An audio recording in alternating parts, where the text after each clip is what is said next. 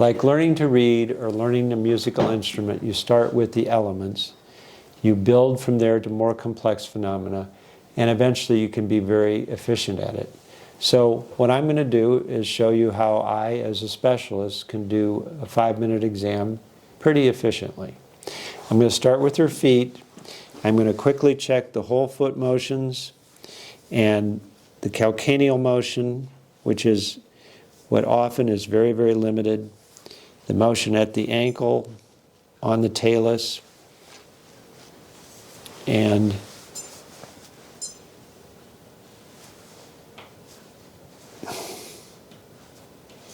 so there's dysfunction of the talus and the calcaneus here. Do the same thing on this side.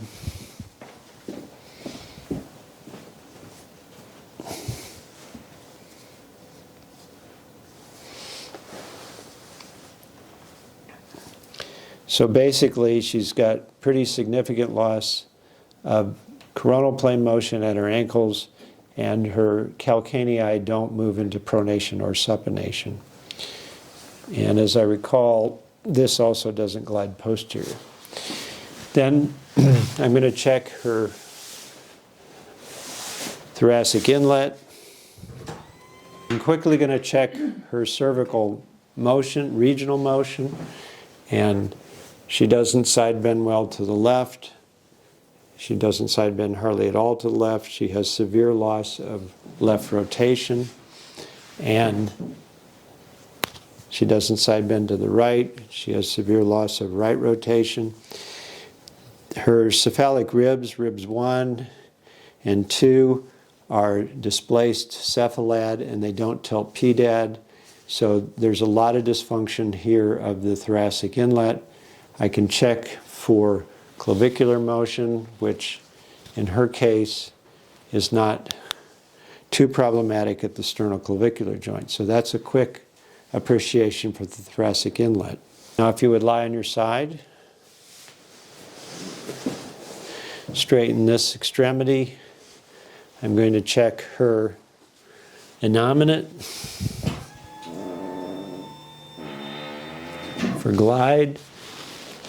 And it doesn't glide very well cephalad, but it does glide pedad pretty well. And then the other side.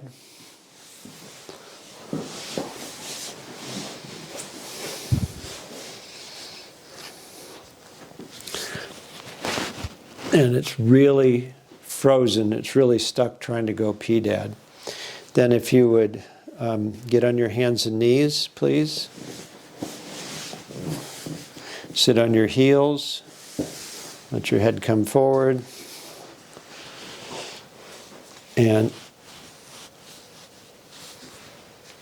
the sacrum doesn't move well at all in that context. Lie face down and prop yourself up on your elbows. And I notice how persistent her thoracic kyphosis is. And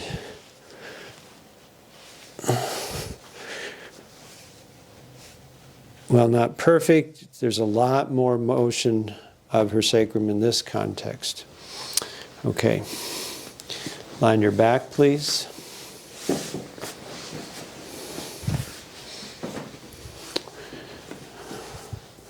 So I'm going to check the rotation of and within her legs, and that's frozen.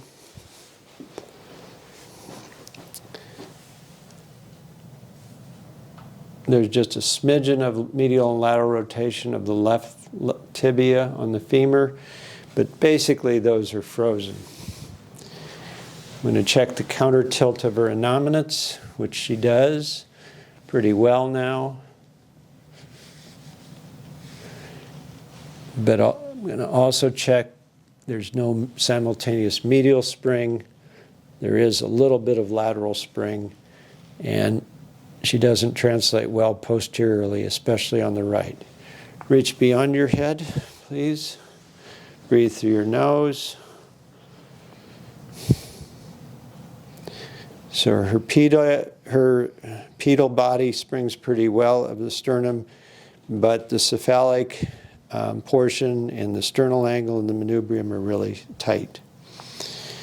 So we've already basically got a pretty good idea of this propulsive diaphragm, which is really frozen, this propulsive diaphragm, which is partially frozen.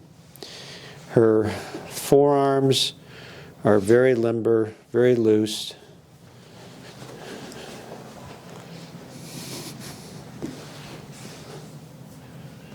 So there's not much concern about this diaphragm.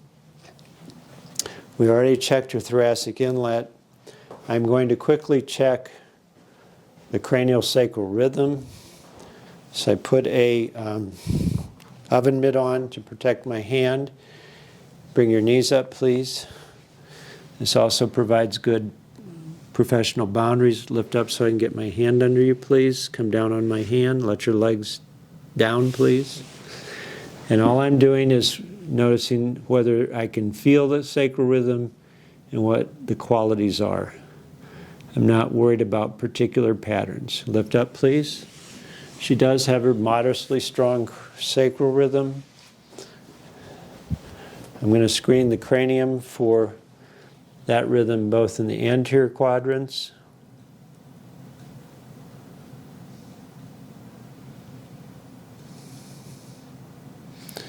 and the posterior quadrants.